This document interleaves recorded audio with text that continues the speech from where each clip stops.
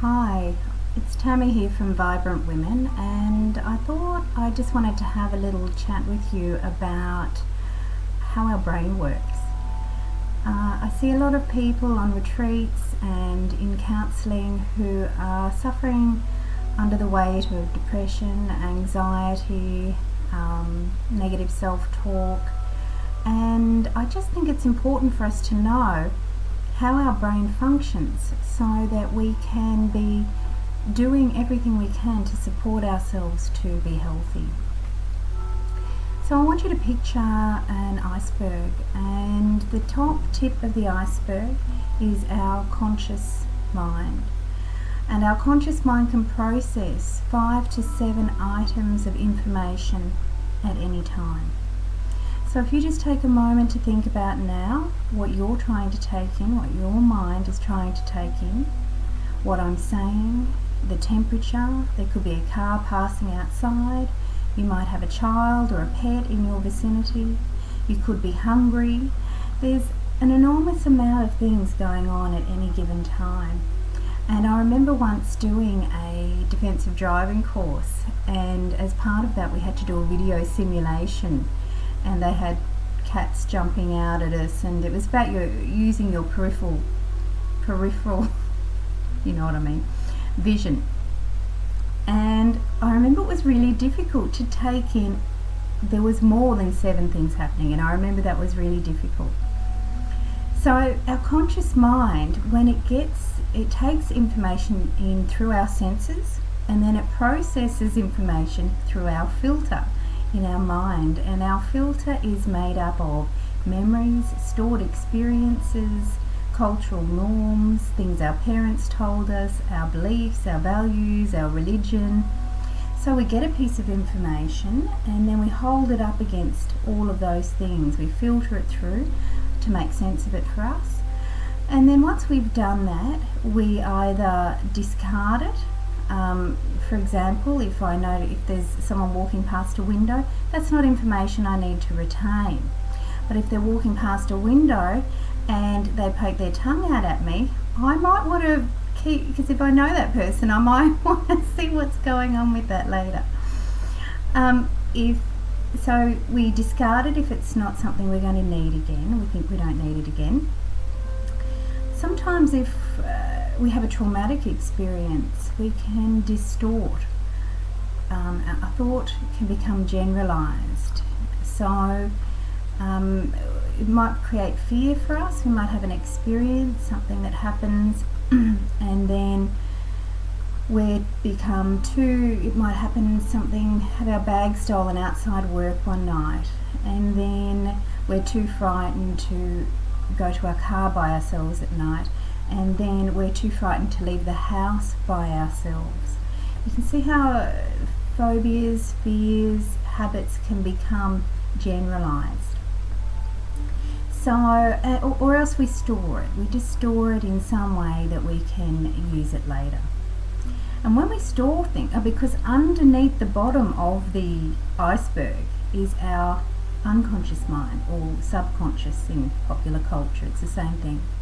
Our subconscious mind does so much stuff. It's really the most amazing, has more gigabytes than any computer you could ever come across. I don't think that's by far the largest computer storage, but I don't know what it is. So anyway, it's massive. It stores all of your memories from day dot. It functions your body. It allows your body to function. You haven't ever had to wake up in the morning and say, oh, I better ask my heart to beat now, I better remember to blink, I better remember to breathe. Your body, your brain is doing all of that for you, which is pretty amazing. So it grows your fingernails, your hair, and all of that. It also helps you create habits based on repetition. So the first time you learnt to tie your shoes, you might have had to learn and practice a few times, but you probably don't have to think about that anymore. The same as the path, the route you might take to work. The first time that you drive you have to look at the map, and maybe a few times, but after that we go on autopilot. That's another blog post. That's a whole issue in itself, autopilot. So what our brain is doing, because it operates on the path of least resistance and ease, it just wants things to be easy. It's trying to make your life safe and predictable and easy to retrieve that information that's been stored. So part of what it does is, in our brains we have synapses, and over time, if we do something a few times to make it easy for us to remember, our synapses join up, create neural pathways, and over time these pathways can become more dense, more fibres connecting, less effort for us. The unfortunate thing with that is that our unconscious mind is not very discerning, and it's not really very mature. So if we're having negative self-talk all the time, then our brain is laying down these neural pathways. This is how we feel. When we think about ourselves, this is what we think. Oh, I'm fat. Oh, I'm stupid. So it automatically takes us there because it's trying to help us. Can you see what happens? So there was an interesting study that was done in the UK with London cab drivers. They asked 100 London cabbies to donate their brains to science after they'd died. And they had a look at the part of the brain that deals with spatial awareness. Okay, I don't have any of that. That's the smallest part of my brain. I can't even find my car in a car park. So, and keep in mind, this is before GPS or any of that. So they're storing this in their head. If you've ever been to London, you'll know it's a disaster of roundabouts and one-way streets and densely populated. So they had to carry all of this information in their heads. So when they chopped open their brains and had a look, they found that that part of their brain, the spatial awareness part that deals with maps and logistics, was 50% more densely packed than the average person. Okay, so the interesting thing was that some of these guys had been retired for 20 years or so. Now the neural pathways in their brain had actually, the synapses had deteriorated. So it gave rise to this phenomenon called synaptic blooming and synaptic pruning. So once we develop the pathways, it doesn't mean that they're there forever. Because our brain needs space. So if we don't use something for a while, it will get rid of it. It doesn't need it. Now, the reason I'm telling you this is because what you think is what you create. You're actually creating a physiological structure in your brain. So if you think something often enough, feel, do something, then your brain will create a habit, a phobia, a response for you to make it easy. So I guess I wanted you to know that, because I think it's important to make choice about the way we want to think about things. And I think if people understand that there's some science and biology behind our brains and neuroscience, and that our brains are plastic and that they're not, that they change, that you'll be a little bit more discerning when you notice the types of habits that are being created for you. When I do, and I have some little triggers to help me with that too.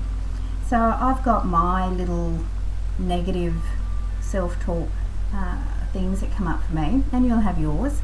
So one of mine in my life has been that I'm not very smart, not very clever, book smart. And so that's stopped me in the past from doing things because I was too embarrassed to even give them a go. But when I notice myself doing that now, I borrowed this idea from Esther and Abraham Hicks, and it's about upstream thinking. When you're engaging in upstream thinking, it's difficult, it's hard work, it's draining, it's exhausting.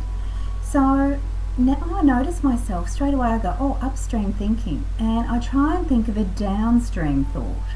A downstream thought. So I'm not saying sugarcoat it or turn it into a positive, nothing like that. Just something easier. So you're not very smart. I might just change it to some things are easier for you than others. Or why don't you just give it a go? Or sometimes I even ask myself, what is the intention of this thought? What's the intention of it? How is it helpful? So there's lots of tools and strategies that you can use to manage troublesome thoughts, unhelpful thoughts. And I might do another blog post soon on the different types of thinking that gets us into trouble, because there's a whole lot of different types of thinking. And of course, awareness is the first step. So once you know you're doing something, then it's easier to implement change. But when we're operating in that unconscious part, we might not even be aware of it. So I hope you found this useful today. And of course, there's lots of great books that you can use, that you can read to learn more about this. So The Brain That Changes Itself, anything about neuroplasticity is really helpful. So I hope you have a lovely day, and I hope you have some nice downstream thoughts and go with the flow. All right, thanks. Bye.